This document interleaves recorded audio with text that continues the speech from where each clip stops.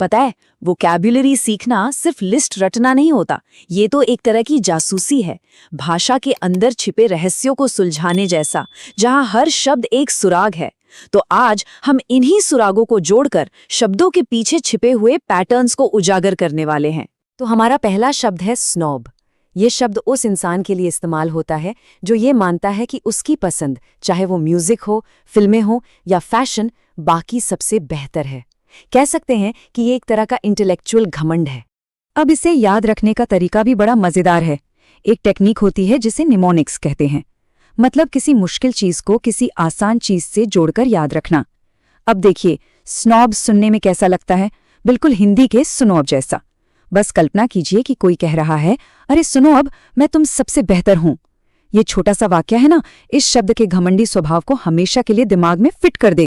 चलिए अब एक बिल्कुल अलग पर्सनालिटी की तरफ बढ़ते हैं, टाटर।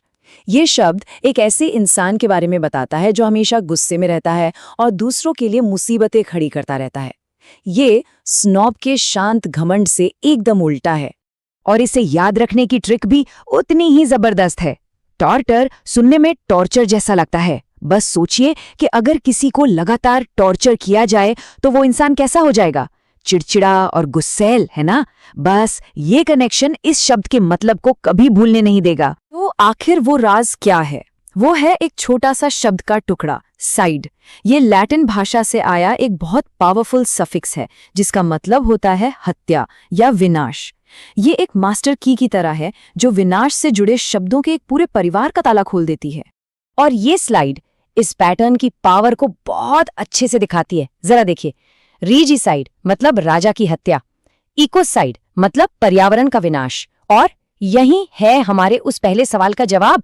एक ही पैटर्न, साइड, इन दोनों बिल्कुल अलग दिखने वाले शब्दों को जोड़ता है। और सिर्फ यही नहीं, एथनोसाइड एक संस्कृति का विनाश है और पॉपुलसाइड लोगों की सामूहिक हत्या। एक पैटर्न और देखिए कितने सारे शब्द। यहाँ दो बिल्कुल ऑपोजिट आइडियाज हैं। एक तरफ है ऑल्ट्रुइज्म यानी परोपकार, जहां दूसरों का भला सबसे ऊपर होता है, और दूसरी तरफ है नेपोटिज्म यानी भाई भतीजावाद, जहां अपने लोगों को फायदा पहुंचाया जाता है। जब हम ऐसे ऑपोजिट शब्दों को एक साथ देखते हैं ना, तो दोनों के बीच का फर्क और भी साफ हो जाता है, जिससे उनका मतलब समझना काफी आसान हो जाता है। साइंस और लॉजिक की दुनिया का एक बहुत जरूरी शब्द है हाइपोथेसिस। अगर सीधे सीधे कहें तो ये एक पढ़ा लिखा अंदाजा है, एक ऐसा आइडिया जिसे हम टेस्ट करने के लिए सामने रखते हैं, ये देखने के लिए कि वो सच है या नहीं। और इसको याद रखने का तरीका भी बहुत सिंपल है। हाइपोथेसिस को हाइपोथीसिस की तरह सोचिए। कल्पना कीजिए, कोई कह रहा है, मेरी इस थीसिस को बहुत हाइप मिल रही है, ये मेरी एक कल्पना है। साउंड का ये खेल इस मुश्किल शब्द को फौरन याद रखने लायक बना देता है। हमारा शब्द है आइडल।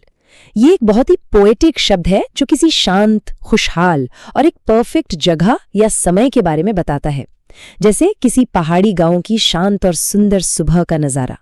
और इसे याद रखने का लिंक तो बहुत ही मॉडर्न और मजेदार है।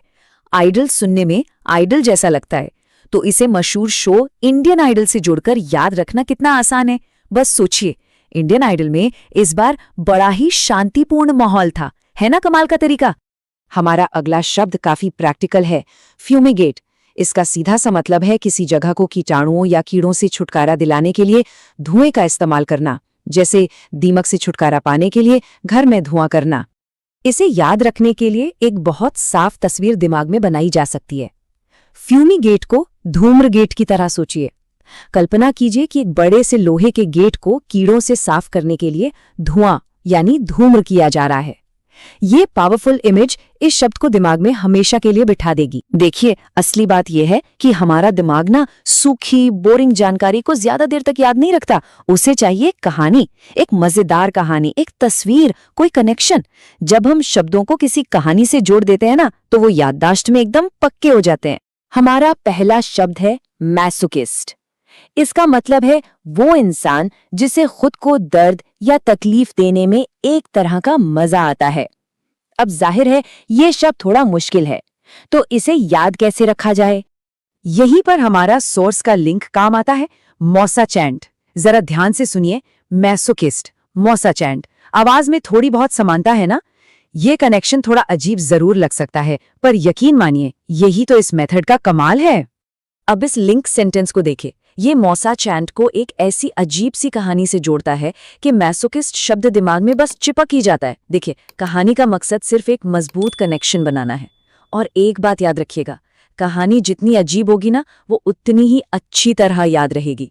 बस यही तो इस मेथड का जादू है। अगला शब्द है उबलियट।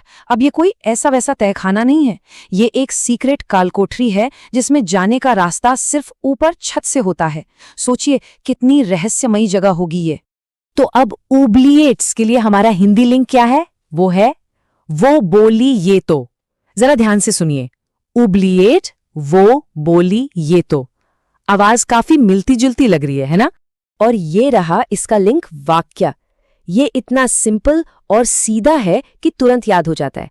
अब जैसे ही कोई कहेगा वो बोली ये तो, दिमाग अपने आप उसे पूरा कर देगा। एक गुप्त काल कोठरी है। और लीजिए, ओब्लिएट का मतलब हमेशा हमेशा के लिए याद होगी। अगला शब्द है डायकोटमी।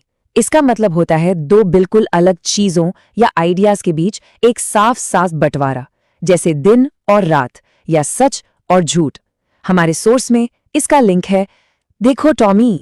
तो जैसा हम देख सकते हैं, डायकोटमी का सीधा सा मतलब है किसी चीज का दो बिल्कुल अलग अलग हिस्सों में बंट जाना। अब इसे याद रखने के लिए जो सोर्स हमारे पास है, उसमें एक कहानी है जिसका लिंक है देखो टॉमी। कहानी कुछ यूं है कि देखो टॉमी की जायदाद का विभाजन कर दिया गया है। बस अब जैसे ही कोई कहेगा देखो टॉमी, दिमाग में तुरंत विभाजन शब्द क्लिक करेगा और डायकोटमी का मतलब हमेशा के लिए पक्का हो जाए। अब ये दो शब्द थोड़े गंभीर हैं। सेनेसाइड का मतलब है बूढ़े लोगों की हत्या और पैरासाइड का मतलब है अपने ही माता पिता या करीबी रिश्तेदारों की हत्या। इन्हें याद रखने के लिए लिंक्स हैं। सेनेसाइड के लिए सेना और पैरासाइड के लिए परी। इनसे जुड़ी कहानियां भी कुछ ऐसी हैं जो इन्हें हमेशा के लिए यादगार बना देती हैं। और आखिर में संघर्ष के बाद आने वाली शांति का एक शब्द आर्मिस्टिस। इसका सीधा मतलब है युद्ध विराम। मतलब वो समझौता जब दोनों सेनाएं लड़ने से रोकने पर राजी हो जाती हैं। इसका लिंक तो बहुत ही सिंपल और लॉजिकल है, आर्मी। आर्मिस्टिस सुनने में आर्मी जैसा ही तो लगता है। और ये लिंक वाक्य इस कनेक्शन को बिल्कुल पक्का कर देता है। आर्मी ने युद्ध विराम कर दिया है। आर्मी शब्द सीधा युद्ध विराम की मतलब की तरफ ले जाता है। ये दिखाता है कि कैसे एक छोटा सा लिंक एक बहुत पावरफुल मेमोरी टूल बन सकता है। तो सार ये है, कोई भी नया शब्द मिले तो उसके लिए एक मिलता जुलता लिंक ढूंढिए, फिर एक छोटी मजेदार और थोड़ी सी अजीब कहानी बनाइए। याद रखिए, हमारा दिमाग अजीब चीजों को ज्यादा अच्छे से याद रखता है। बस इस क्रिएटिव आदत को अपने सीखने का एक हिस्सा बना लीजिए। तो अब बारी है इस तरीके को खुद आजमाने की। अगली बार जब भी कोई नया मुश्किल सा अंग्रेजी शब्द सामने आए, तो उसे रटने की जगह उसके लिए एक कहानी बनाने की कोशिश कीजिए। सोचकर देखिए वो अगला शब्द जो सीखने वाले हैं, उसके लिए क्या अनोखी कहानी बनाई जा सकती है।